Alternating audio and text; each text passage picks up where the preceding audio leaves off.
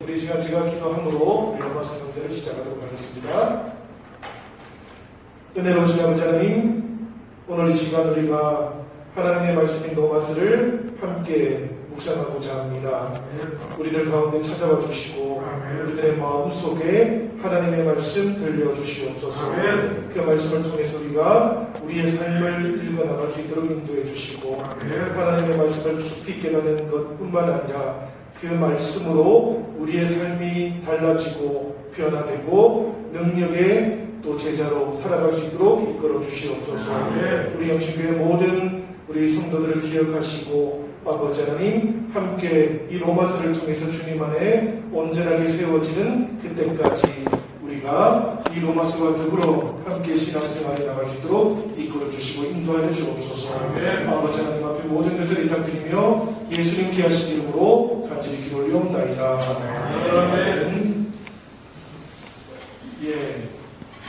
오늘은 첫 시간이라서 우리가 간략하게 우리 로마서 강좌가 어떻게 진행되는지 조금 안내를 해드리고, 그리고는 저희가 시간을 좀 이렇게 그냥 막 사용하지 않고 빨리빨리 우리 본문도 좀 다뤄보면 좋겠다 싶습니다.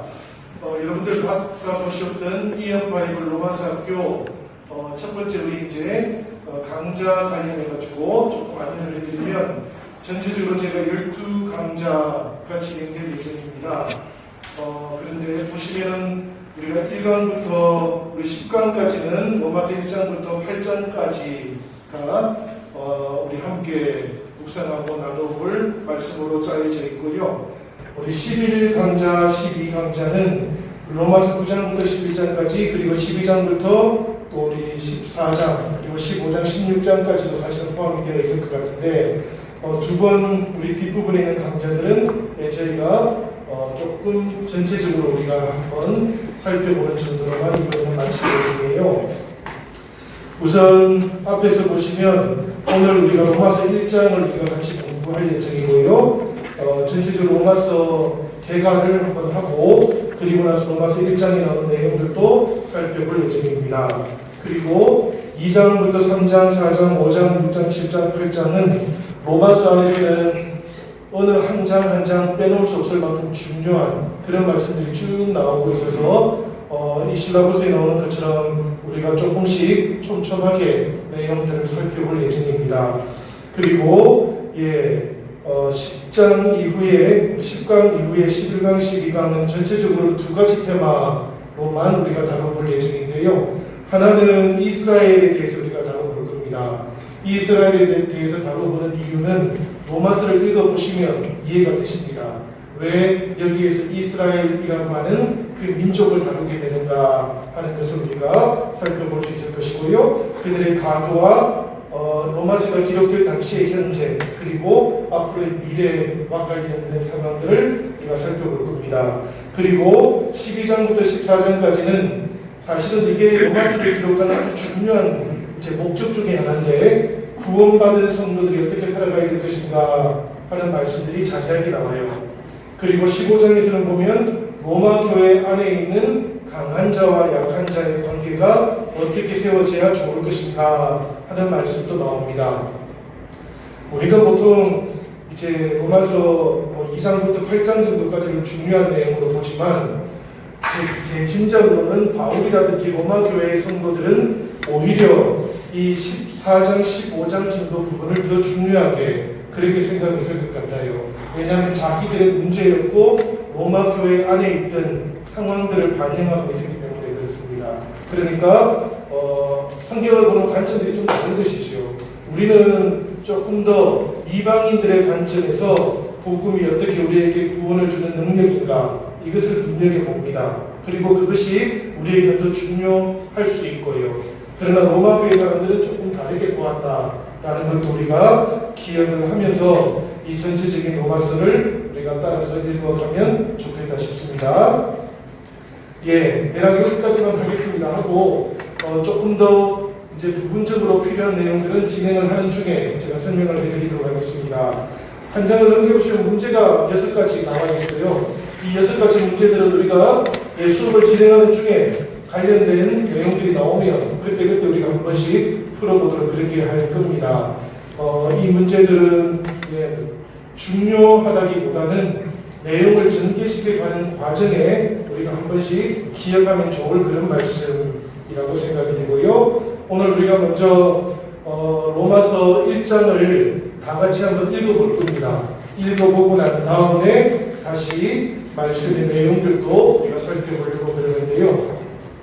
성경 말씀을 읽기 전에 제가 좀 여러분들한테 말씀을 드리고 싶은 것은 여러분들 성경책 다 가지고 오셨죠?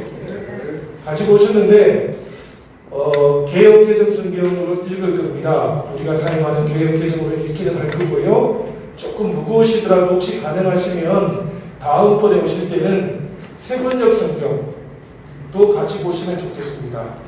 이 세번역 성경으로 읽으면 이 개역개정 성경하고 세번역이 큰 차이는 없지만 읽었을 때 느낌이 굉장히 다릅니다. 그래서 우리 세번역 성경 정도는 가지고 오셔가지고 같이 읽으면 좋겠다 싶고요. 혹시라도 여력이 되시면 어플리케이션 같은 데다가 뭐 영어 성경이 되었든 뭐 다른 외국어 성경이 되었든 그런 것들도 살펴봐도 좋을 것 같고요. 성경의 의미를 아는 게 대단히 중요합니다. 우리가 이 로마서 강좌는 다른 여러 가지 뭐 해설이라든지 이런 것들이 중요한 것이 아니고 로마서라는 이 책을 읽었을 때 이 책에 어떤 내용이 잘 담겨져 있는지 이걸 파악하는 것이 가장 중요해요. 그래서 앞으로도 여러분들이 강좌를 진행하고 난 다음에 로마서를 읽으면 이 말씀이 이런 뜻이구나 이것을 깨닫는 것 이게 가장 중요하기 때문에 조금 쉬운 성경 또 우리가 참고를 하면 좋겠다 그런 생각이 들고요. 우리 로마서 1장 1절부터 우리가 32절까지의 말씀인데 이 말씀을 우리가 같이 한번 읽고 오늘 강좌를 시작하도록 그렇게 하겠습니다. 성경 말씀은 우리가 한꺼번에 다 읽으면 너무 막 울리니까 그렇게 읽지는 않을 거고 돌아가면서 우리가 한 절씩 이렇게 읽도록 하겠습니다. 저부터 시작해서 오른쪽으로 이렇게 이 순서로 우리가 한 절씩 읽을 테니까 여러분들 말씀을 읽는 동안에 여러분들께서도 잘 따라서 읽으시기도 하시고 또 묵상도 하시면 좋겠습니다. 제가 먼저 읽도록 하겠습니다. 예수 그리스도의 종 바울은 사도로 부르심을 받아 하나님의 복음을 위하여 택정함을 입었으니 이 복음은 하나님의 선지자를 통하여 그의 아들에 관하여 성경에 미리 약속하신 것이다. 그의 아들에 관하여 말하면 이티로는 다윗의 혈통에서 나셨고 성결의 영으로는 죽은 자들 가운데서 부활하사 능력으로 하나님의 아들로 선포되셨으니 곧 우리 주 예수 그리스도시니라. 그로 말미암아 우리가 은혜와 사도의 직분을 받아 그의 이름을 위하여 모든 이방인 중에서 믿어 순종하게 하나니 너희도 그들 중에서 예수 그리스도의 것으로 부르심을 받은 자니라. 분야에서 하나님의 사랑하심을 받고 성도로 부르심을 받은 모든 자에게 하나님 우리 아버지와 주 예수 그리스도로부터 은혜와 평강이 있기를 원하노라. 먼저 내가 예수 그리스도로 말미암아 너희 모든 사람에 관하여 내 하나님께 감사함은 너희 믿음이 온 세상에 전파됨이로다. 내가 그의 아들의 복음 안에서 내 심령으로 섬기는 하나님이 나의 지금이 되시거니와 항상 내 기도에 쉬지 않고 너희를 말하며 어떻게 하든지 이제 하나님의 뜻 안에서 너희에게로 나아갈 좋은 길을 얻기를 구하노라. 내가 너희 일을 간절히 원하는 것은 어떤 신령한 은사를 너희에게 나누어 주어 너희를 경고하게 하려 함이니 이는 곧 내가 너희 가운데에서 너희와 나의 믿음으로 말미암아 피차 아니함을 얻려 함이라.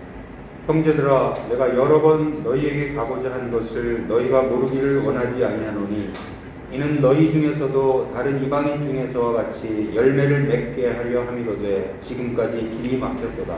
헬라인이나 야만인이나 지혜 있는 자나 어리석은 자에게 다 내가 빚진 자라. 그러므로 나는 할 수 있는 대로 로마에 있는 너희에게도 복음 전하기를 원하노라. 내가 복음을 부끄러워하지 아니하노니 이 복음은 모든 믿는 자에게 구원을 주시는 하나님의 능력이 되니라. 먼저는 유대인에게요 그리고 헬라인에게로다. 복음에는 하나님의 의가 나타나서 믿음으로 믿음에 이르게 하나니 기록된 바 오직 의인은 믿음으로 말미암아 살리라 함과 같으니라. 하나님의 진노가 우리로 진리를 막는 사람들의 모든 정당하지 않은가 우리에 대하여 하늘로부터 나타나니 이는 하나님을 알만한 것이 그들 속에 보입니다. 하나님께서 이를 그들에게 보이셨느니라. 창세로부터 그의 보이지 아니하는 것들 곧 그의 영원하신 능력과 신성이 그가 만드신 만물에 분명히 그려 알려졌다니 그러므로 그들이 핑계하지 못할지니라. 하나님을 알 때 하나님을 영화롭게도 아니하며 감사하지도 아니하고 오히려 그 생각이 험하여지며 미련한 마음이 어두워졌느니 스스로 지혜 있다 하나 어리석게 되어 썩어지지 아니하는 하나님의 영광을 썩어질 사람과 새와 짐승과 기어다니는 동물 모양의 우상으로 바꾸었느니라. 그러므로 하나님께서 그들의 마음을 주먹대로 더러움에 내려놓다 그들의 몸을 서로 욕되게 하게 하셨으니 이를 그들이 하나님의 진리를 거짓 것으로 받고 피조물을 조물주보다 더 경건하고 섬김이라. 주는 곧 영원한 찬양이시리로다. 아멘. 이 때문에 하나님께서 그들을 부끄러운 욕심에 내버려 두셨으니 곧 그들의 여자들도 순리대로 쓸 것을 바꾸어 영리로웠으며 그와 같이 남자들도 순리대로 여자 쓰기를 버리고 서로 향하여 음욕이 불일체통해 남자와 더불어 부끄러운 일을 행하여 그들의 그릇 때문에 상당한 고음을 그들 자신이 받았느니라. 또한 그들이 마음에 하나님 두기를 싫어하매 하나님께서 그들을 그 상실한 마음대로 내버려 두사 합당하지 못한 일을 하게 하셨으니 곧 모든 불의, 휴학, 탐욕, 악의가 가득한 자요 사기, 살인, 분쟁, 사기, 악독이 가득한 자요 수근수근하는 자요 비방하는 자요 하나님께서 미워하시는 자요 능욕하는 자요 교만한 자요 자랑하는 자요 악을 도모하는 자요 부모를 거역하는 자요 우매한 자요 배악하는 자요 무종한 자요 무자비한 자라. 그들이 이 같은 일을 행하는 자는 사형에 해당한다고 하나님께서 정하심을 알고도 자기들만 행할 뿐 아니라 또한 그런 일을 행하는 자들을 옳다 하느니라. 아멘. 아멘. 예, 우리가 로마서 1장 말씀을 잘 읽었는데요. 이렇게 잘 읽으셨으니까 그 다음에는 말씀이 나를 읽을 수 있도록 또 하셔야 됩니다. 사실 이게 대단히 중요한 것이죠. 그죠? 우리가 성경을 읽지만 그 다음에 말씀이 우리를 읽을 수 있을 때까지 우리가 묵상도 하는 것이고 또 기도도 하는 것입니다. 이것을 이 자리에서 할 수는 없어요. 그렇지만 우리가 일상 속에서 늘 그런 신앙의 삶으로 살아갈 수 있으면 가장 좋겠다 싶습니다. 예. 오늘 첫 시간이니까 우리가 로마 교회 이야기를 잠깐 해드리려고 합니다. 로마 교회가 언제 세워졌을까? 또 어떻게 세워졌을까? 사실 바울이 로마서를 쓰고 있기는 하지만 바울이 복음을 처음 전해서 로마 교회가 세워진 것은 아니지요. 그죠? 이 로마 교회는 어떻게 세워졌을까? 우리가 성경을 통해서 조금 살펴보면 사도행전 2장 10절에 보니까 로마로부터 온 나그네들이 있었다고 합니다. 그러니까 오순절 마가다락방 성령 사건이 있고 나서 그때에 로마에서 온 나그네들이 있었는데 유대인들일 수도 있고요. 그 다음에 하나님을 경외하는 이방인들 또 그 속에 포함이 되어 있었던 것이지요. 이 사람들이 로마에 왔다가 그리스도에 대해서 알게 된 겁니다. 그리고 난 다음에 로마로 다시 돌아갔어요. 그리고는 각자가 그 자리에서 복음을 증거하면서 처음으로 로마의 그리스도파가 생겨났어요. 그런데 우리가 알아야 될 것은 로마의 교회가 세워졌을 무렵에 기독교라는 것이 존재하지는 않았어요. 가장 먼저 존재했던 것은 유대교였고 유대교 안에 그리스도파가 있었던 것이죠. 이것을 우리가 조금 기억하는 것이 중요합니다. 얼마 후에는 예루살렘에서 박해가 있었어요. 그래서 스데반도 죽었고 빌립도 예루살렘을 떠나는 장면을 우리가 기억하고 있지 않습니까? 로마 예루살렘을 떠났던 성도들 가운데에 로마로 들어갔던 사람들이 있었던 것이지요. 그들이 누구인지는 정확히 알 수가 없습니다만은 이들이 로마에 들어온 다음에 그리스도를 또 증거하기 시작했던 것이고, 그래서 로마 안에 이 복음을 전하는 사역들이 계속해서 생겨나기 시작했던 겁니다. 문제는 그리고 나니까 이 로마 유대교 안에서 처음에는 큰 문제가 없었다가 점점 더 문제가 생겨나기 시작했어요. 왜 그런가 하면 복음을 전했을 무렵에 처음에는 큰 마찰 없이 이렇게 복음이 전해졌는데 회당 안에서 이런 일들이 있었던 것이죠. 회당 안에 있던 유대인들에게 복음을 전했고요. 그 다음에는 개종한 이방인들에게도 복음이 전해졌던 거예요. 그리고 그 다음에는 할례를 아직 안 받아가지고 완전히 개종은 하지 않았지만 하나님을 경외하는 자라고 불렸던 사람들, 그들도 이방인입니다. 그들에게도 복음이 전해지게 되었던 거예요. 이 부분이 중요해요, 여러분. 로마 교회 안에 어떤 사람들이 교인이었던가 하는 것을 우리가 알 수 있거든요. 유대인들이 있고, 그 다음에는 개종한 이방인들이 있고, 그 다음에는 할례를 아직 받지 않아서 개종은 하지 않았지만 그래도 유대인들이 믿고 있는 하나님, 이 하나님을 따라보겠다라고 했던 이방인들이 또 있었던 것이지요. 이 사람들에게 복음이 전해지게 되었는데, 문제는 그렇게 복음이 전해지는 동안에 유대인들은 괜찮았는데 이제 개종한 이방인들이나 혹은 개종하지는 않았지만 하나님 경외했던 사람들에게 이 그리스도파의 복음이 전해지기 시작하면서 유대인들이 그만 이 그리스도파 사람들하고 갈등을 만들게 됐던 거예요. 왜 그런가 하는 것을 조금 이따가 우리가 살펴보게 될 텐데 이런 부분들은 있습니다. AD 49년이에요. 이 연도는 우리가 기억하면 좋겠지요. 클라우디우스 황제가 이 로마 유대인들과 또 복음을 전했던 그리스도파 사람들 사이에 갈등이 생겨났는데 이게 좀 심상치 않게 분란으로 번져가고 있었을 무렵에 유대인들은 모두 다 로마에서 떠나야 된다, 이렇게 프로그램을 내려버렸던 거예요. 그리고 나니까 유대 교인들, 유대인들이었던 사람들 또 떠나야 할 거예요. 그 다음에 유대인들 중에서 그리스도 신앙을 받아들였던 사람들도 떠나야 했던 거예요. 그리고 나면 한번 생각해 보세요. 이 교회 안에 어떤 사람들만 남아있게 되겠습니까?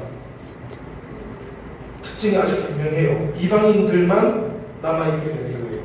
유대인들은 그게 살 수가 없기 때문에 다 떠나야 돼요. 그리고 로마에는 회당은 이제 더 이상 유지될 수가 없어요. 유대인들이 없으니까.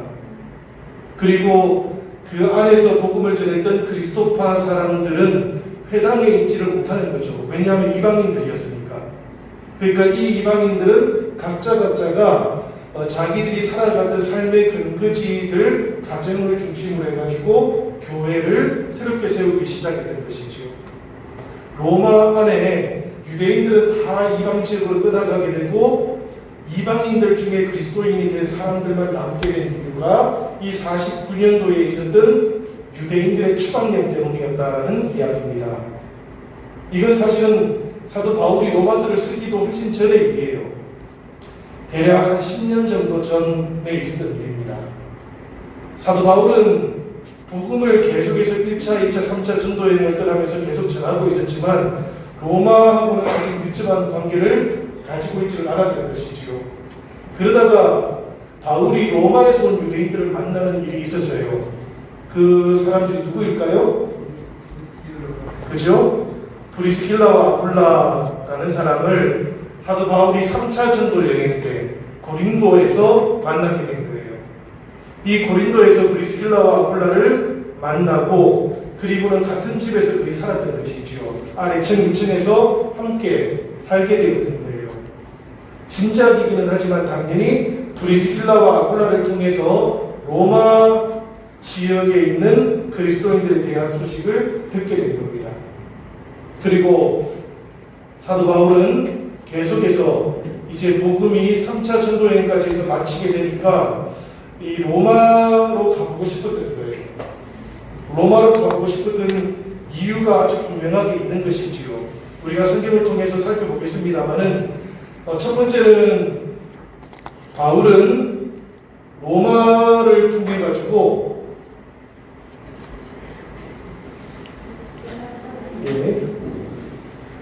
바울은 로마를 통해 가지고 스페인 전도를 생각을 했던 겁니다. 스페인 전도를 생각했던 이유는 이제 사도 바울이 일루리곤까지 포함해서 그 지역의 복음을 다 전했기 때문에 말하자면 동방 지역에서 복음을 거의 다 전했다고 생각했던 거예요.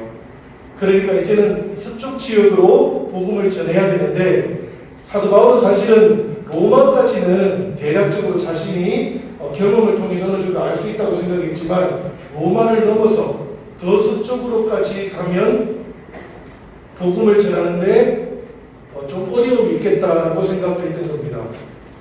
그러다 보니까 자연스럽게 로마 교회를 선교의 거점으로 삼아보려고 했던 것이죠. 이게 첫 번째 이유입니다.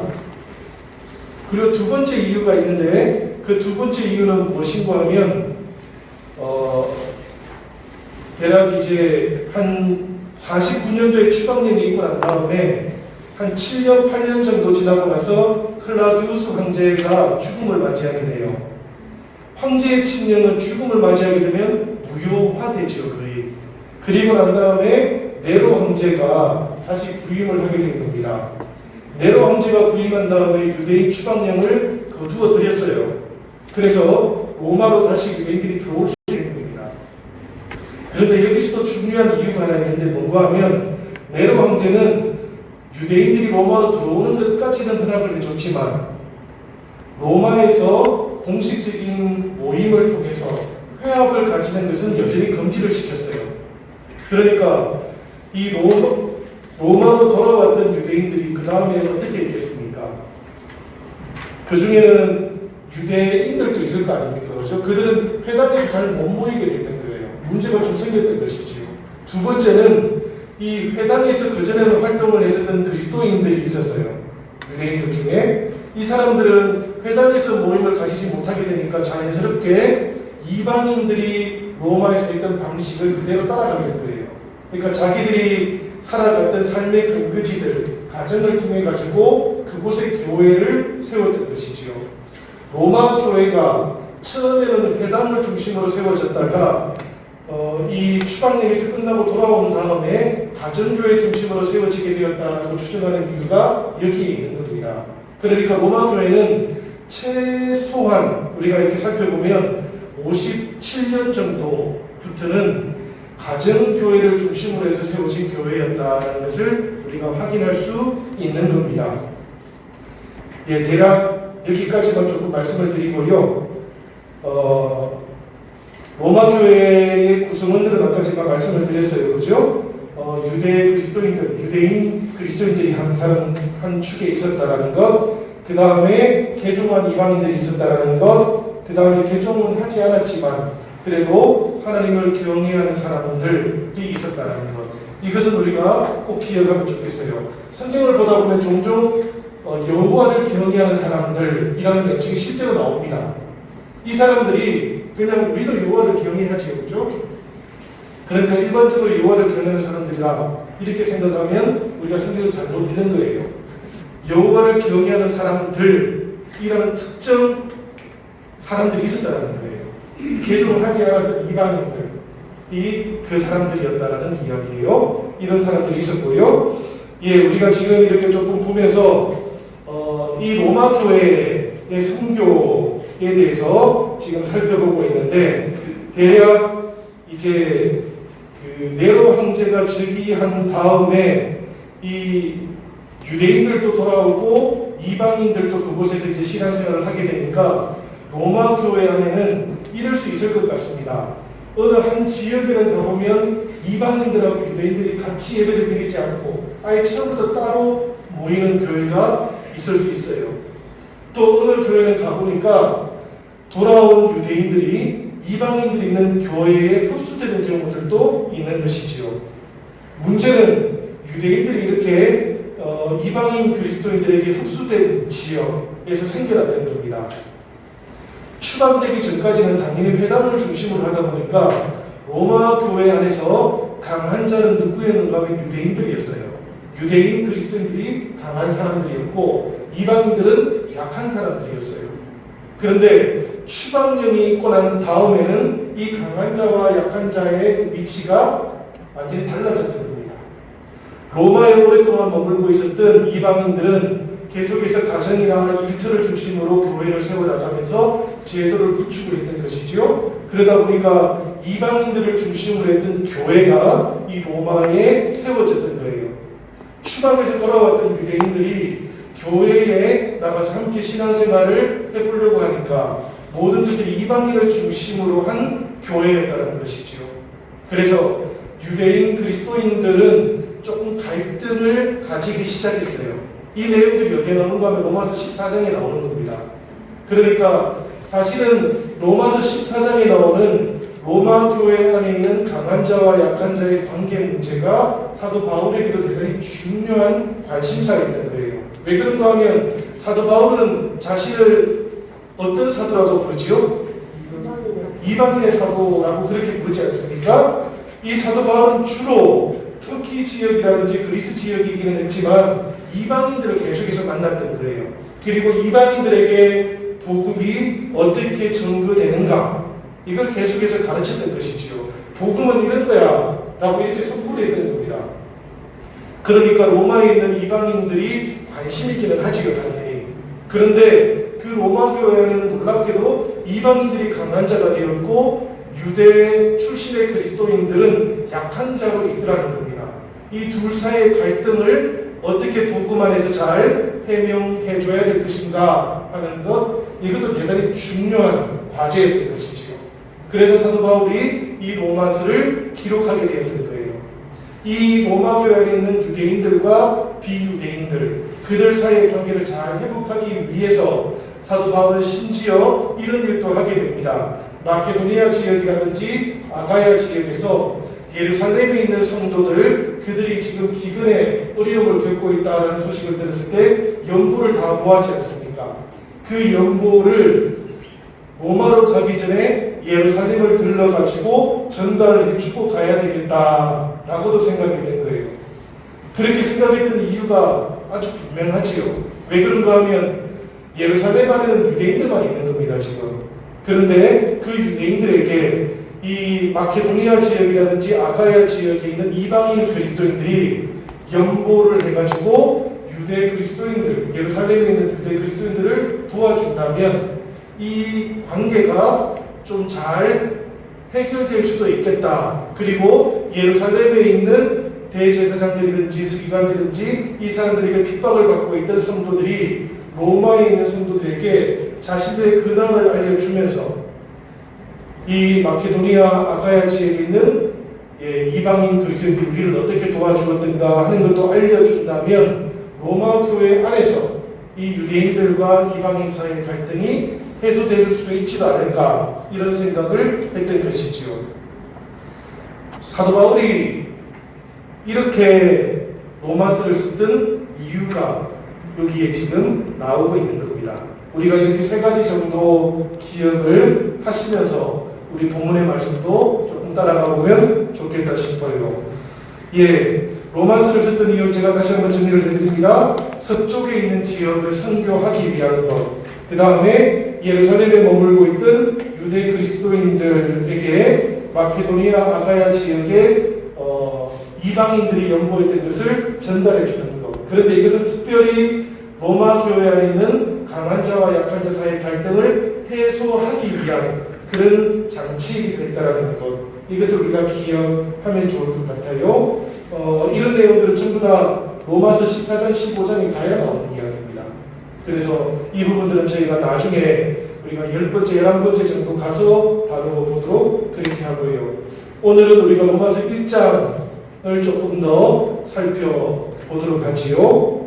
여러분들 로마서는 다 읽어보셨지요? 몇 번 읽어보셨습니까? 많이 읽어보셨지요? 예, 저도 많이 읽어봤습니다. 로마서는. 어릴 때도 읽어봤고 또 조금 더 젊었을 때도 읽어봤고 또 신학을 하면서도 읽어봤고 계속해서 읽어보고 설교도 하고 그러는데요. 이 로마서는 읽어도 사실은 어떨 때는 그 의미를 잘 모를 때가 있습니다. 그럴 때는 어떤 때고 하면 맥락을 따라가지 않았을 때예요. 이 로마서라는 전체 책에 맥락을 따라서 가지 않으면 이 말이 무슨 의미인지 그냥 묻혀버리게 되어 있는 거예요. 이 옛날에 개혁 한글판 성경이라든지 지금 개혁 개정 성경도 사실은 그렇습니다. 읽어보다 보면 이 말이 무슨 말이지 라고 생각하다가도 맥락을 금방 잃어버리는 것이지요. 그리고 나면 전체 이야기는 놓치게 되고 구절구절만 남아가지고 성경이 우리에게 말씀하시는 것이 아니라 내가 성경을 가지고 말씀하고 있게 되는 거예요. 그래서 자꾸만 그 복음의 본질을 놓친다는 겁니다. 우리가 지금부터 이제 1장부터 쭉 살펴보게 되겠지만 이 내용들은 가능하다면 확신할 수는 없습니다. 그러나 가능하다면 성경이 말하고 있는 내용을 따라가 보려고 하는 거예요. 이 맥락을 우리가 계속 놓치지 않으려고 할 거고 저도 계속 그것을 생각하면서 함께 진행을 해보려고 합니다. 진행하기 전에 우리 문제 1번, 2번 한번 생각해보고 넘어가면 좋겠네요.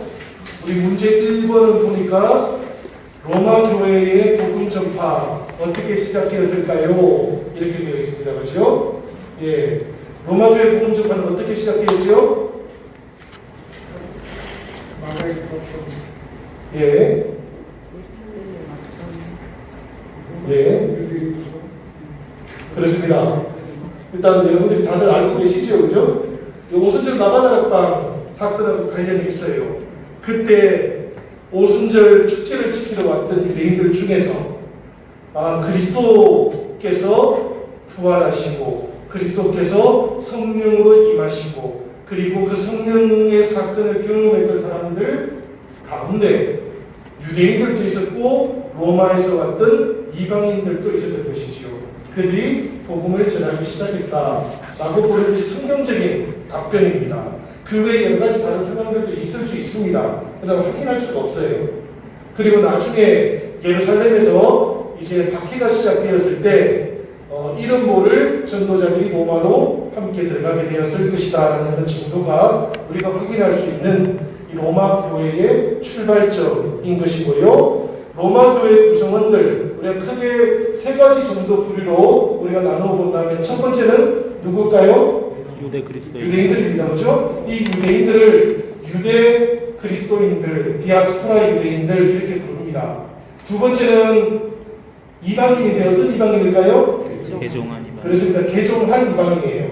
이 말은 조금 이따 우리 나중에 살펴볼 텐데 개종을 했다는 것은 할례를 받았다는 거예요. 할례를 받았다는 것은 유대 율법을 무조건 지켜야 된다라는 그런 뜻입니다, 여러분.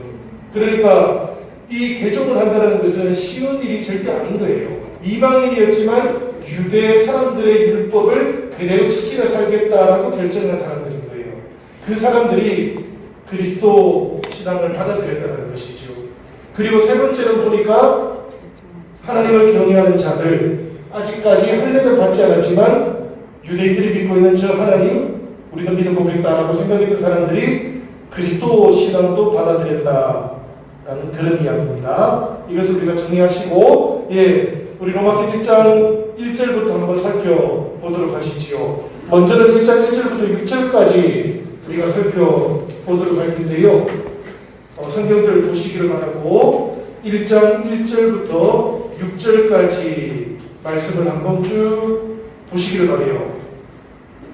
여기에는 보면은 어떤 내용이 나오는 것 같습니까?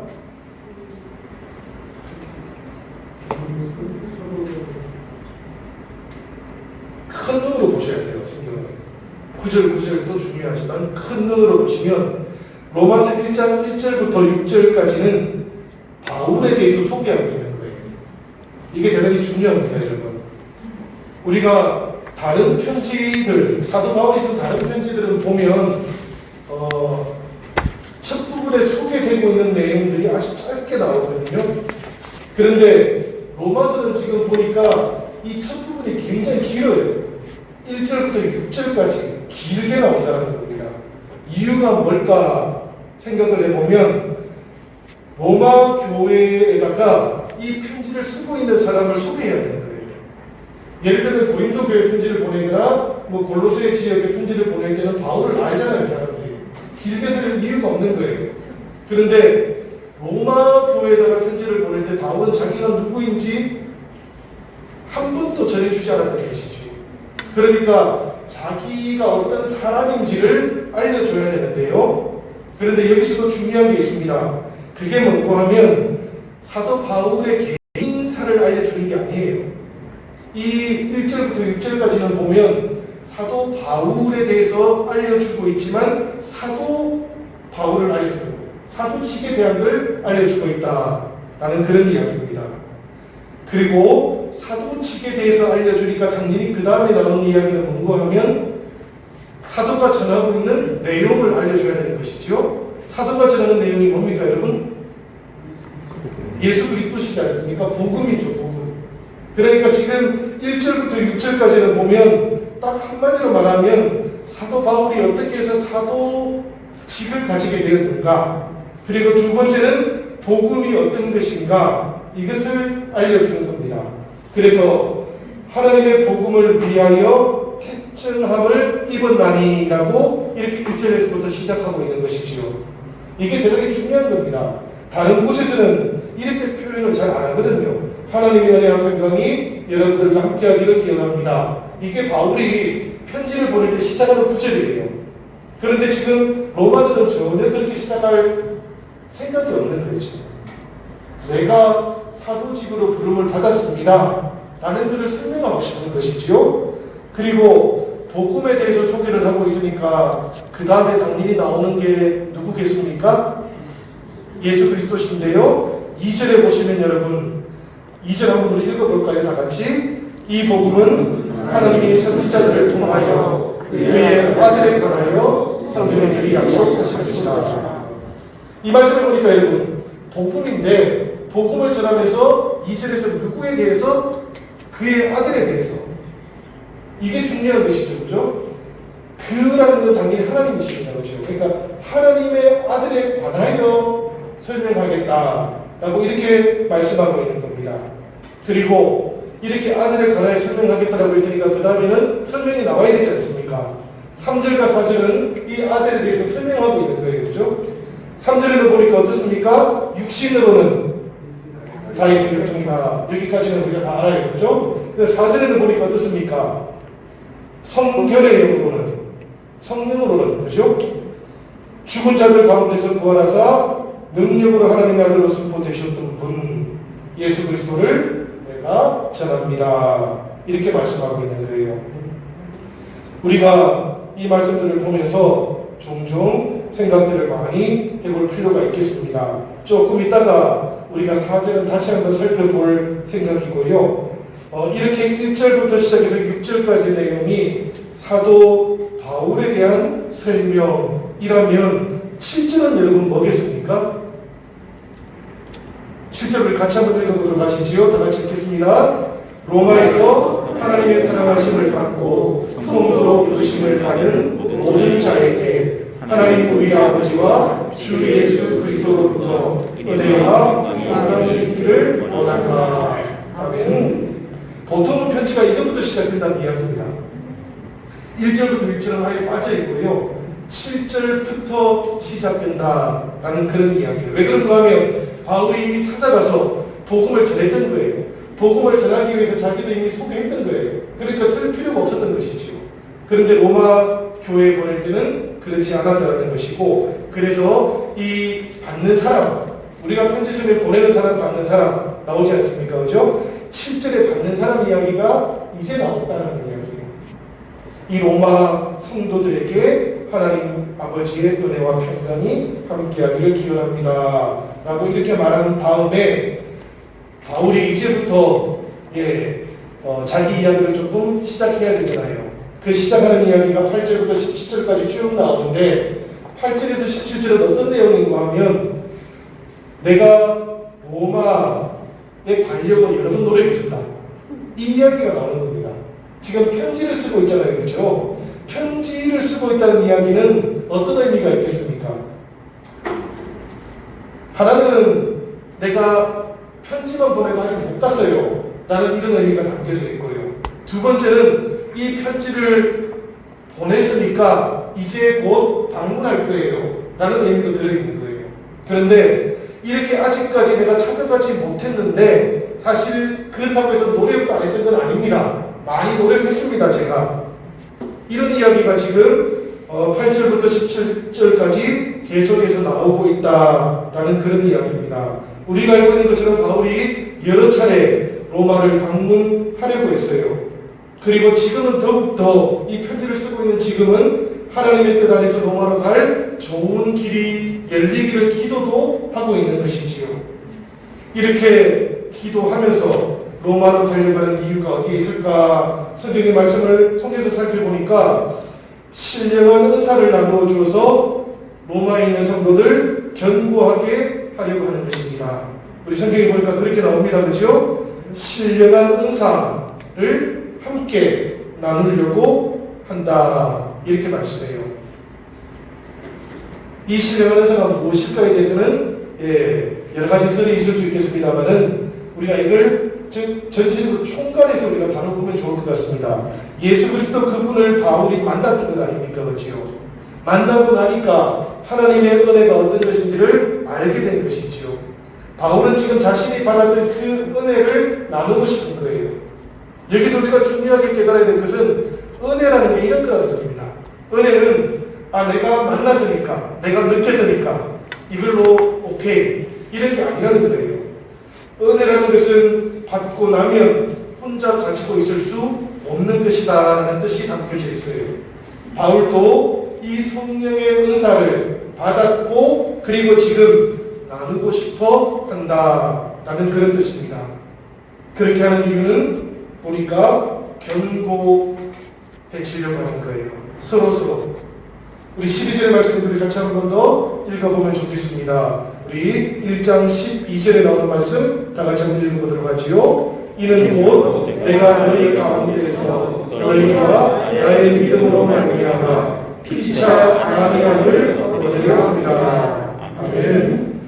이 12절의 말씀을 보니까 11절에서 신령한 은사를 나눠주는 이유를 우리가 알 것 같습니다. 은혜를 나눠주고 은사를 나눈다는 것은 견고해지려고 하는 거예요.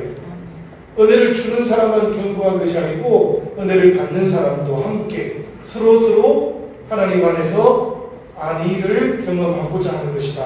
평강을 경험하고자 하는 것이다 라는 그런 뜻입니다. 사도 바울이 이렇게 은혜를 나누려고 하는 데에는 특별한 이유가 있지요. 그 특별한 이유가 뭔가 하면 바울이 자기 스스로를 빚진 자라고 생각하기 때문입니다. 실제로 사도 바울은 빚진 자죠. 우리 교회와 성도들에게는 빚진 자가 많습니다. 왜냐하면 복음을 받아들이기 전에 이미 박해자로 살았기 때문이에요. 교회를 박해했고 성도들을 박해하면서 그렇게 살아왔기 때문에 그리스도를 통해서 복음을 받아들이고 나니까 이전에 자신의 모든 삶의 모습들이 부끄러웠던 것이지요. 그래서 바울은 모든 순간 늘 자신에 대해서는 그리스도 안에서 빚진 자라고 그렇게 고백하면서 살았던 거예요. 바울이 나중에 나이가 들어서도 보면 바울은 교만해지지 않습니다. 늘 나는 날마다 그리스도 안에서 죽는다라고 그렇게 표현을 하면서 살았어요. 그만큼 빚진 자로 살았기 때문에 할 수만 있다면 로마에서도 복음을 전하고 또 그리스도의 열매를 풍성하게 맺는 것, 이것을 늘 소원하고 계셨던 것이지요. 여러분, 우리가 지금 말씀을 읽고 있지만 16절과 17절에 보면 바울이 전하고 싶어 했던 복음의 핵심적인 내용이 여기에 나옵니다. 우리 16절, 17절 말씀 다 같이 한번 더 읽어보도록 하지요. 다 같이 읽겠습니다. 내가 복음을 부끄러워하지 아니하노니 이 복음은 모든 믿는 자에게 구원을 주시는 하나님의 능력이 되리라. 먼저는 유대인에게요 그리고 헬라인에게로다. 복음에는 하나님의 의가 나타나서 믿음으로 믿음에 이르게 하니 기록된 바 오직 의인은 믿음으로 말미암아 살리라 함과 같으니라. 아멘. 중요한 말씀입니다, 여러분. 이 16절과 17절이 로마서 안에서는 보면 한 문장 정도로는 가장 분명하게 복음이 어떤 것인가 하는 것을 여기에서 나타내고 있기 때문에 그래요. 역사적으로도 보면은 우리 마르틴 루터라든지 어거스틴 같은 사람들이 이 구절을 읽으면서 하나님을 새롭게 만나게 됐던 것 아닙니까? 그만큼 역사 속에서도 능력으로 나타났던 그런 말씀인데요. 이 16절, 17절 말씀을 보니까 사도 바울이 지금 복음을 어떻게 한다고요? 부끄러워하지 않으세요. 그렇습니다. 부끄러워하지 않겠다 이렇게 말씀하고 있는 거예요.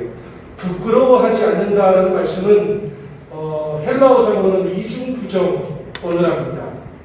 그러니까 자랑스러워한다라는 그런 뜻을 가지고 있는 것이죠. 이 부끄러워한다라든지 자랑스러워한다라든지 이런 말들이 그냥 우리의 어떤 감성적인 느낌 이런 것을 뛰어넘는 언어예요. 사도 바울에게는 자랑스러워한다라는 말은 늘 내가 막 어시되듯이 나타낸다 이런 뜻이 아니고 삶의 근거로 삼겠다, 삶의 원리로 삼겠다 이런 뜻을 가지고 있는 겁니다. 예를 들면 갈라디아서 6장 14절에 보면 사도 바울은 이렇게 말하는 거예요. 십자가 외에는 자랑할 것이 나에게는 없습니다. 이 말은 십자가만 자랑하며 살아가겠습니다라는 그런 뜻이지요. 그리스도 예수를 자랑한다고 빌립보서 3장 3절에서도 말씀하고 있는데 이 모든 말들은 바로 이 복음, 예수 그리스도, 십자가를 지신 분, 그리고 부활하신 분, 이분만을 내 삶의 근거로 삼겠습니다라는 그런 고백이었던 겁니다. 그렇다면 여러분, 사도 바울이 이렇게 복음을 부끄러워하지 않는 이유, 자랑하는 이유 무엇일까요? 오늘 말씀해 보니까 나오는데 여러분, 이 말씀을 보니까 모든 믿는 자에게 구원을 주시는 하나님의 능력, 이게 복음이기 때문에 그래요. 아멘. 지금 보니까 복음은 모든 믿는 자에게 구원을 주시는 하나님의 능력입니다라고 그렇게 표현되어 있지 않습니까? 복음이라는 거 여러분들 들으시거나 혹은 생각하시면 어떤 것들이 주로 떠오르십니까? 복음하면 당연히 한번 누가 한번 얘기해 보실까요? 이 마스크 쓰고 얘기하는 거 잘 안 들려요. 복음하면 예수님, 복음하면 예수님, 복음하면 구원, 생명, 복음하면 십자가, 복음하면 로마서니까 의롭게 되는 것, 이런 것들을 쭉 생각하지 않습니까? 그렇죠? 복음하면 우리가 떠올리는 그런 느낌들이 있어요. 그런데 사도 바울은 지금 뭐라고 말하는가 하면 복음하면 능력, 이게 대단히 독특한 겁니다. 지금 바울은 아주 분명하게 복음은 능력이라고 말하는 거예요. 아멘. 우리가 신앙생활을 하면서 복음으로 살아간다고 할 때는 능력으로 살아간다라는 이런 고백인 겁니다. 사실은 이 능력이 없으면 복음이 아닌 거예요. 이게 대단히 중요한 겁니다, 여러분.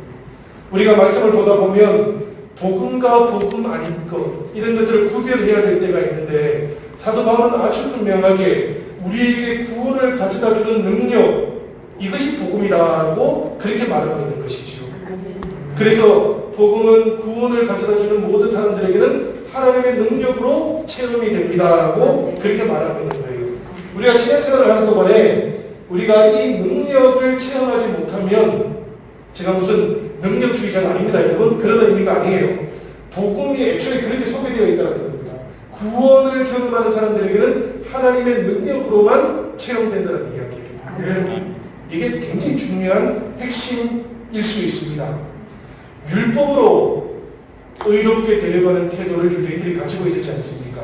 그리스도인들은 복음으로 의롭게 된다라고 그렇게 생각했고요. 우리가 갈라디아서 5장 2절에서 4절까지의 말씀을 보면 이런 말씀이 나와요. 한번 여러분들 잘 들어보시길 바랍니다. 보라, 나 바울은 너희에게 말하노니 너희가 만일 할례를 받으면 그리스도께서 너희에게 아무 유익이 없습니다. 일단 할례는 아닙니다. 그렇죠?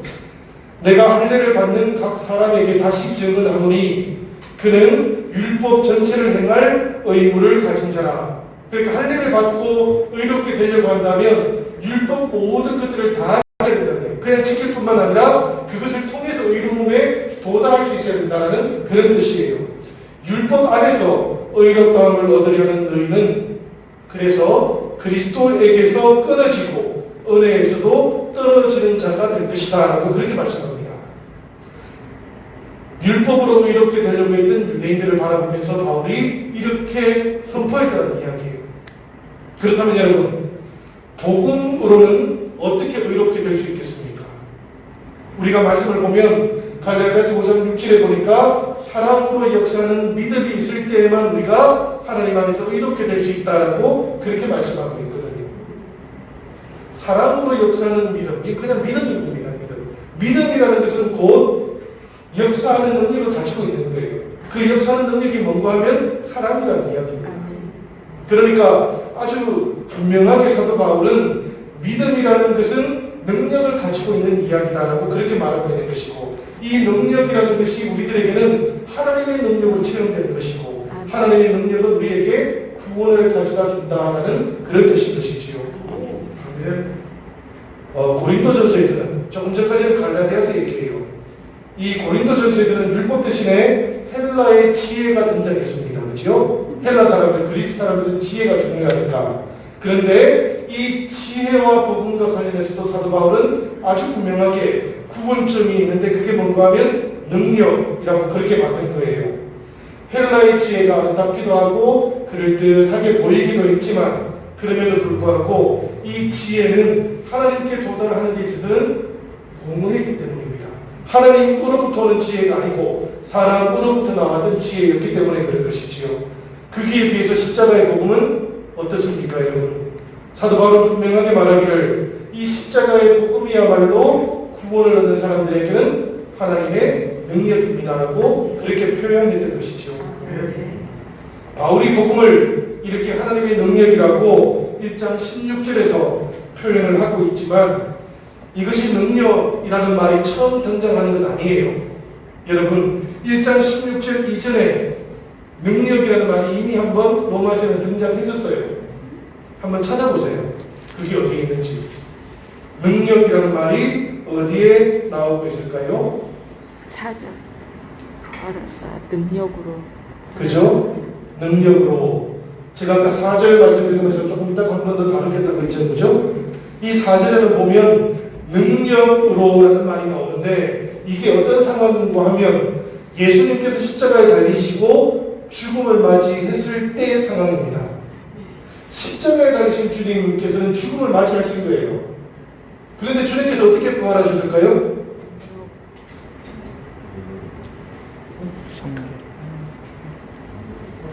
우리는 보통 십자가에서 죽음을 맞이하신 예수님께서 부활하셨다, 이렇게 편하게 이야기하지 않습니까? 그런데 만약에라도 여러분, 십자가에 달려 죽으신 주님에게서 능력이 나와서 부활이 된다면 예수님께서 죽으신 적이 없으신 거예요. 이게 그런 뜻이 아닙니다, 여러분. 예수님께서는 실제로 돌무덤 안에 계셨을 때 죽음을 맞이하셨던 거예요. 그러면 그 죽음을 맞이하셨던 예수님을 부활시키신 분은 누구셨겠습니까? 하나님이신 겁니다. 하나님께서 부활하신 예수님, 그분의 죽음을 의롭게 보셨던 거예요. 그리고 그 의로우신 주님에게 능력으로 임하셔가지고 부활로 이렇게 세우셨던 것이죠. 이것이 십자가 부활의 진실인 겁니다. 그러니까 예수님은 혼자서 십자가를 지셨고 혼자서 일어나셨던 것이 아니라는 이야기예요. 그 속에 성부 하나님이 계시고 성령 하나님께서 함께 계셨다는 겁니다. 그래서 우리 주님께서 우리를 위하여 그 율법으로 인한 십자가의 고난, 이 모든 것들을 겪고 계시는 그 동안에 하나님께서도 그곳에 계셨고 성령께서도 함께 계셨으며, 성자 예수님께서 죽음을 맞이하셨을 그때의 능력으로 하나님께서 성령의 능력으로 임하시고 이렇게 세워주셨다는 그런 이야기예요. 그 이렇게 세워주셨던 그 능력으로 예수님은 하나님의 아들로 선포가 되신 겁니다.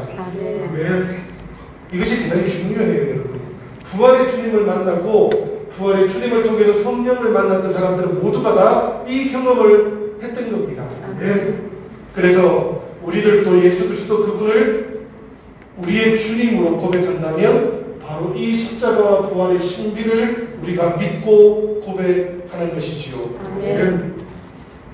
예, 능력으로 죽은 자 가운데서 부활하신 예수님을 선포했던 사도 바울이 이제 18절부터 32절까지는 보면 복음을 선포한 다음에 복음을 받아들여야 하는 사람들에 대해서 이야기를 해줘요. 그 이야기해주는 내용의 핵심이 무엇인가 하면 경건치 않음이라는 겁니다. 우리가 로마서 1장 18절부터 32절까지 내용은 꽤 길지만 이 긴 내용을 한마디로 표현한다면 경건치 않은 사람의 모습인 것이지요.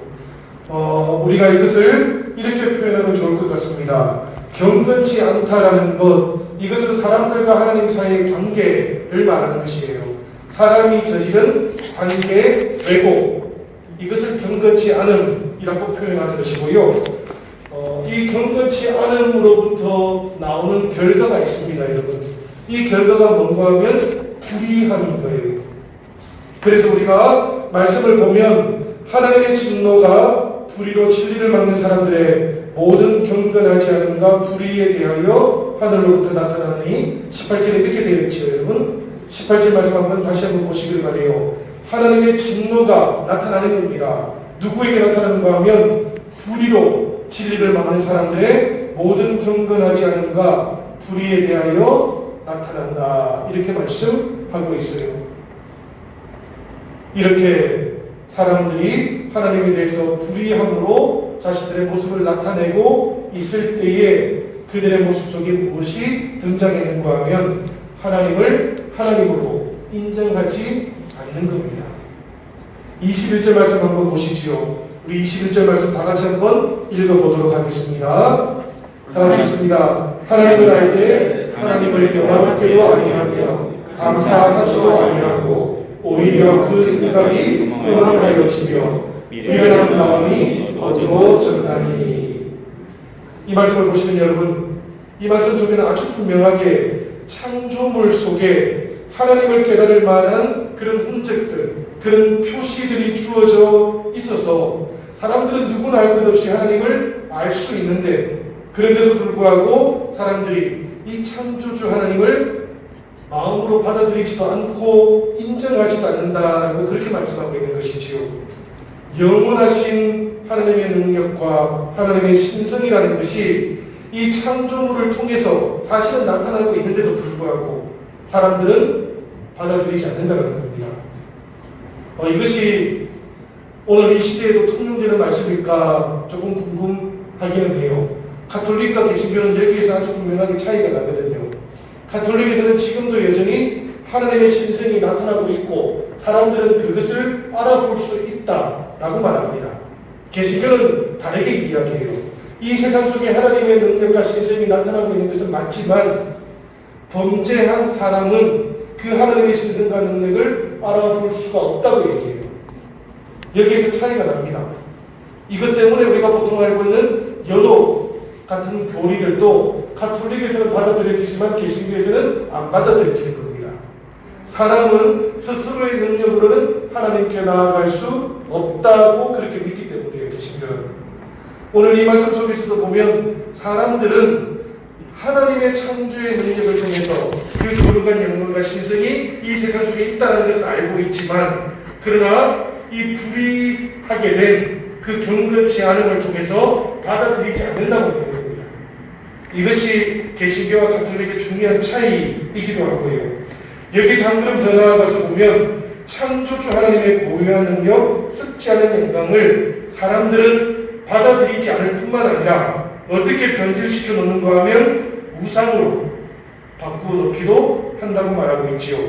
26절부터 32절까지는 바로 이렇게 경건치 않은 사람을 만들어 놓았던 그 불의함의 목록이 차례차례 쭉 나오고 있는 겁니다. 26절부터 32절까지는 꽤 긴 말씀이기는 하지만 여러분, 이 말씀의 핵심은 경건치 않은 사람들이 불의한 결과를 만들어 놨던 것의 목록이에요. 이 목록들은 읽어보시면 다 이해가 되십니다, 여러분. 그러니까 이 로마서 1장 18절부터 32절까지의 말씀은 한마디로 말하면 하나님의 피조물인 사람의 경건치 않음을 다루고 있고요. 특별히 하나님의 영광도 인정하지 않고 능력과 신성을 마음에도 두지 않는 사람들, 전능하신 하나님의 진노 아래서 사망을 선고받고 있는 사람의 모습, 이것을 지금 나열해놓고 있는 겁니다. 이것이 복음으로 본격적으로 들어가기 전에 사람들의 모습을 지금 바울이 쭉 기술해놓고 있는 것이지요. 이것을 한마디로 말하면 사람은 죄라고 하는 상태적인 문제를 가지고 있고요.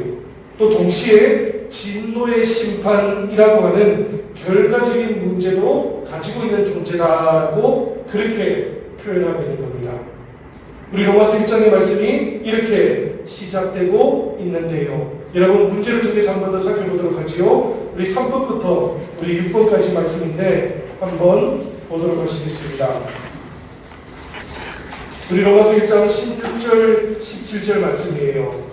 로마서 전체에서 복음의 핵심을 아주 분명하게 표현하는 구절인데 우리 성경을 찾아서 이 말씀 다시 한번 우리 같이 한번 읽어보도록 하겠습니다. 다 같이 16절, 17절 읽어보도록 하지요.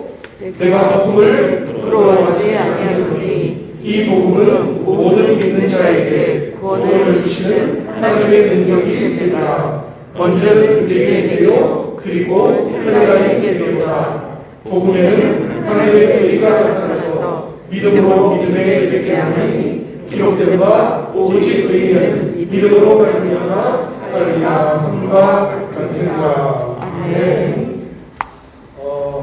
이 1장 16절 17절 말씀은 우리 다음 주까지 한번 외워서 오시면 어떨까요? 하루에 한 두세 번씩만 쭉 읽어보시면 외워집니다, 여러분. 우리가 다음 주에 와서는 제가 개인적으로 하기는 안 하겠습니다. 다 같이 이 말씀 우리가 외우고 시작할 수 있으면 좋겠어요. 우리 로마서 1장 18절에는 보면 하나님의 진노를 초래하는 두 가지 죄가 나옵니다. 이게 뭐라고 했습니까?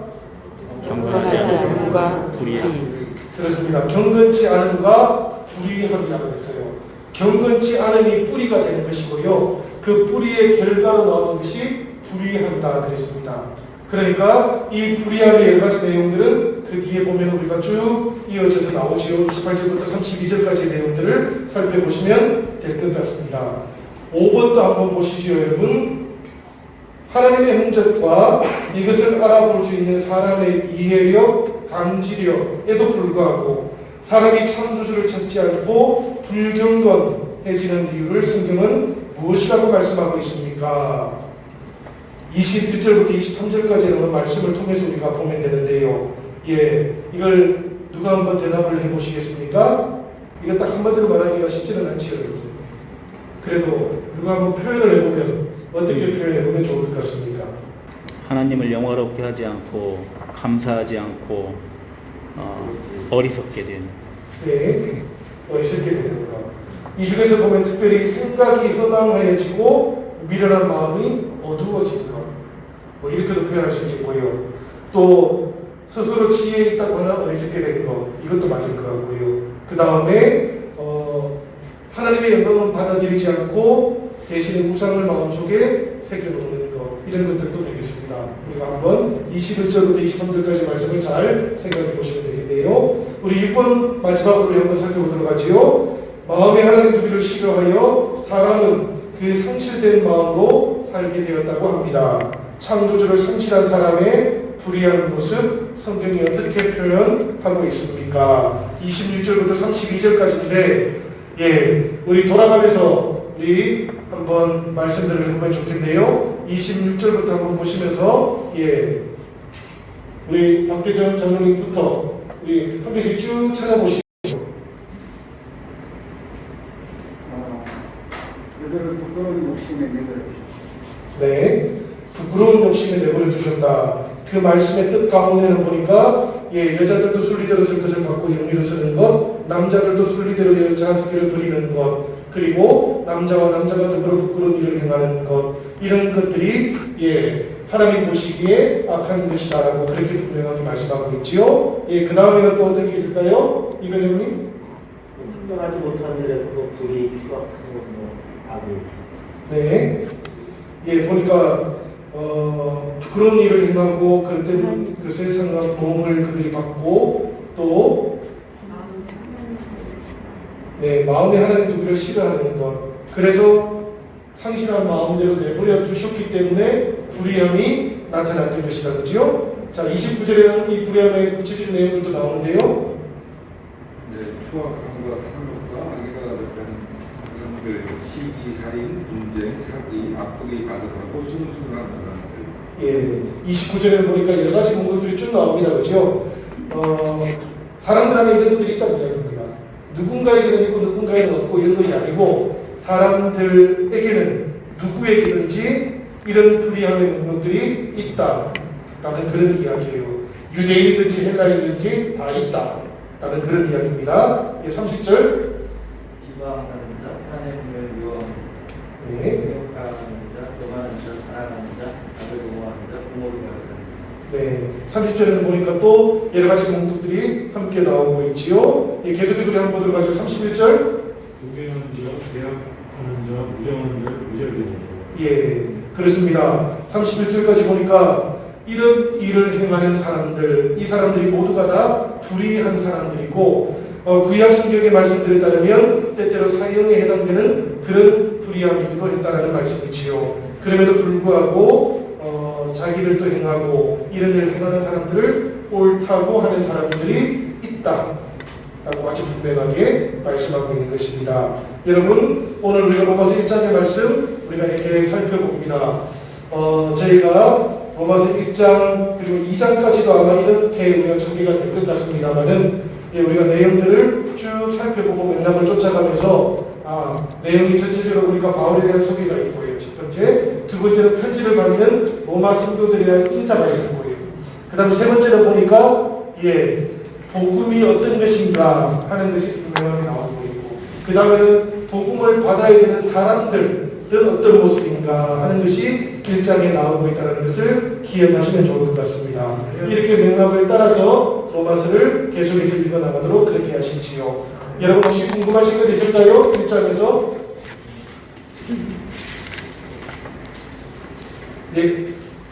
목사님께서 아무리 하나님의 영원한 능력을 신성히 나타나는 게 카톨릭과 개신교와 다르다고 말씀하신 부분은 그렇게는 이해가 되는데 개신교에서 멍청한 사람들을 알 수가 없다는 바, 그리고 목사님께서 주장하신 인간이 그런 감지력이 있음에도 하나님을 인정하지 않아서 생긴 죄와 그 결과들에 대해서는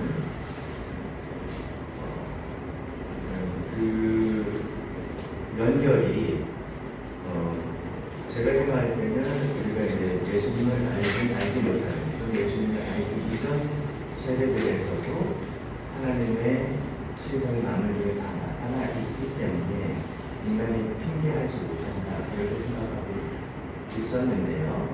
근데 목사님 그 말씀을 하신 의미가 남자한 사람은 그걸 알 수, 하나님의 신성을 알 수 없다라고 하면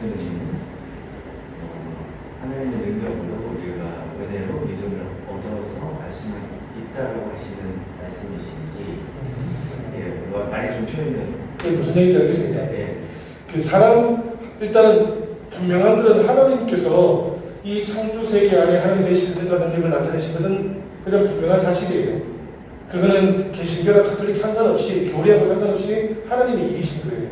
두 번째는 사람이 그러면 어떤 능력을 가지고 있는가 여기에 이제 관심이 있는 거죠. 사람이 어떤 능력을 가지고 있을까 하는 것은 굉장히 분명합니다. 사람들이 모두가 다 죄를 지었기 때문에 이 하나님의 영광과 신성을 알아보지 못합니다. 다만 하나님께서 처음으로 사람을 지으셨을 때 사람은 그런 존재가 아니에요. 아담과 하와가 범죄하기 전에 우리가 생각해 보면 하나님께서 사람을 처음 지으셨을 때 이 하나님의 영광과 신성을 알아보도록 지으셨다는 것이죠. 그래서 사람의 본래 신성, 창조의 형상을 따라서 보면 사람에게는 이해력과 감지력이 있다는 이야기인 겁니다. 다만 그 이후로 우리가 하나님 앞에 죄를 짓게 되면서 이 영광과 신성을 알아볼 수가 없게 되었다라는 이야기고요. 그래서 이 두 가지는 사람에게 이렇게 보시면 될 것 같아요. 능력으로서 이 하나님의 영광과 신성을 알아볼 수 있을까 없을까 생각한다면 못 알아봅니다. 우리에게 그런 능력이 없다는 이야기예요. 심지어 예수 그리스도를 믿고도 없습니다.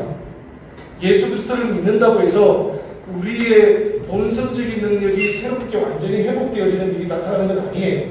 우리는 은혜로 하나님 앞에 자녀가 된 것이지 능력으로 하나님의 자녀가 된 것이 아니기 때문에 다만 사람이 본래 창조의 형상으로 지음받았을 그때에 사람에게는 하나님으로부터 오는 이런 이해력과 감지력이 있었다라는 이야기입니다. 일단 이것이 우리가 보통 루터라든지 칼빈이 이야기하는 이 사람의 본성과 관련된 이야기이고요. 주님을 만나고 나서도 달라지지 않는다라는 것까지도 사실 그렇게 표현을 하고 있습니다. 예수 그리스도가 오시기 이전에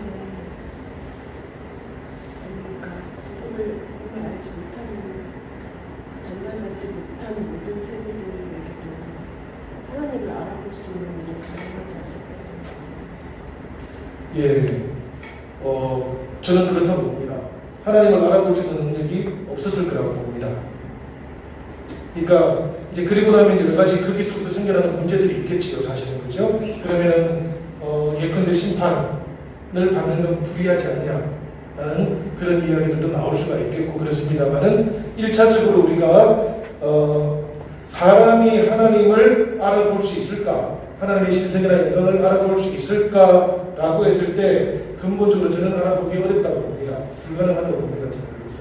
그러니까 알아볼 수 없는데 우리가 알아볼 수 있는 건 하나님이 우리에게 주시는 그 은혜로 알아볼 수 있는 그건 그렇죠. 거죠. 그러니까 네. 자연 계시라고 보통 우리가 부르는데요. 그걸 통해서 우리가 하나님을 알아보거나 하나님께로 나아갈 수는 없다. 네. 우리의 의지로는 안 되는데 은혜를 주셔서 성령을 통해서든 그거를 통해서 알아볼 수 있는 거예요. 그 다음은 은혜의 계시가 있는 거죠. 그 은혜를 통해서 우리가 하나님께로 나아가는 겁니다. 그렇지만 하나님께로 나아가는 그 은혜가 있다고 해서 우리의 자연적인 본성의 능력이 예를 들어 범죄하기 전에 창조의 형상처럼 달라지는 게 아니라는 이야기예요. 그렇게 되면 그리스도가 우리에게 필요가 없어져요. 그런 의미가 전혀 아닙니다, 여러분.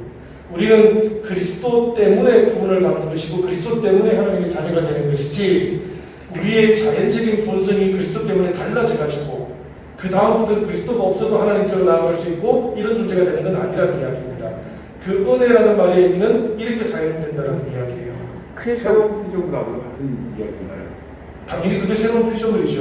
그렇지만 새롭게 태어난 이 피조물은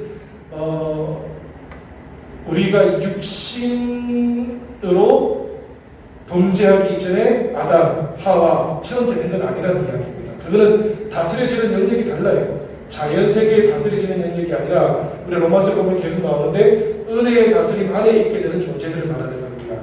그러니까 이게 영역들이 조금 달라요. 우리가 계속해서 말씀을 보면서 살펴보겠습니다만은 일단은 우리가 그 정도 우리가 하시면 될 것 같고요. 첫 시간에 너무 어려운 얘기도 계속 나옵니다. 원래 첫 시간에 어려운 얘기가 계속 나오는 게 맞습니다. 네, 저는 느낌적으로 말씀드리면 왜 목사님이 로마서를 함께 하려고 했던 것을 알겠고요. 제가 이제 지금까지 알았던 것처럼 조직신학의 정수가 바로 여기였었구나. 왜 이거를 그렇게 중요하다고 여겼고 아까 16절, 17절이 바로 이거거든요. 결국에는. 그래서 오늘 아주 핵심을 우리가 다시 되새겨보는 시간이 것 같고요. 말씀하신 대로 크게 보면은 이방에 관련된데요. 목적은 저 뒤쪽에 있는 몇장 얘기들이 바로 우리 삶하고 연결될 것 같습니다. 네, 그렇습니다. 지금 저희가 이제 그 장로님들하고 이걸 꼭 한번 했으면 좋겠다라고 제가 말씀드렸던 이유는 사실은 우리가 이제 9장부터 나오는 그 내용이 아니고 대략 한 3장 정도부터 8장까지에 나오는 우리 신앙과 관련된 여러 가지 어떻게 보면 교리적인 내용일 수도 있는 이 내용들을 우리가 잘 알고 있어야 되기 때문에 그렇습니다. 그래야만 우리가 성도님들과 만나거나 성도님들과 함께 동행하거나 또 우리가 상담을 하거나 이런 권면, 이런 인도 이런 것들이 꼭 필요하기 때문에 그래요. 그래서 우리가 이 로마서를 꼭 함께 해보자라고 그렇게 말씀드렸던 것이고 앞으로도 우리가 계속 진행하는 동안에 바로 그런 내용들을 집중해서 살펴보고 또 우리도 새롭게 말씀을 깨달을 수 있는 그런 은혜가 있으면 좋겠습니다. 네. 예, 우리 시간이 좀 지났는데 마치도록 할까요? 네. 예, 오늘 첫 시간이니까 우리 이렇게 마치도록 하고 우리 잠깐 기도하도록 할 텐데, 예, 특별히 오늘 하나님께서 우리에게 주셨던 이 복음의 출발, 여기에는 인간의 출발도 함께 들어있습니다. 그죠? 이 사람들이 복음을 만나고 복음 안에서 새로워지고 또 주님의 영광을 아름답게 나타낼 수 있으면 좋겠고요. 특별히 이 로마서 학교에 찾아오신 여러분들 모두가 다 이 복음과 함께 믿음이 더욱더 새로워지고 깊어지는 그런 은혜가 나타날 수 있으면 좋겠습니다. 오늘 이 시간에 우리 이 로마서 학교를 위해서 함께 기도해 주시고 또 함께 자리하는 우리 서로를 위해서도 우리 중보 기도하면서 우리 그리스도 안에서 안위함이 더욱더 커져가는 그런 역사가 나타나면 좋겠습니다. 우리 시간 같이 함께 기도하도록 하겠습니다. 은혜로우신 아버지 하나님, 이 시간에도 아버지 우리들에게 귀한 말씀을 주셔서 이 말씀을 붙잡고 우리가 살아갈 수 있도록 이끌어 주시옵소서. 사랑하는 모든 우리 지체들 주님의 말씀 앞에서 우리의 삶을 돌아보고 싶도록 인도해 주시며 하나님 아버지 말씀이 나를 믿고 말씀을 통하여 살아가고 말씀 가운데 우리도 변화된 것으로 경험하는 그 은혜를 이곳에 하여 주시옵소서. 특별히 여러 장로님들이 계십니다. 아버지 하나님께서 살려주시고 이끌어주시며 우리 영신들을 아버지님께서 선택하시기에 부족함을 말씀의 은혜로 찾아와 주시고 말씀과 더불어 귀한 믿음의 길 걸어갈 수 있도록 인도하여 주시옵소서. 우리 모든 시간마다 우리 주님께 주시옵소서.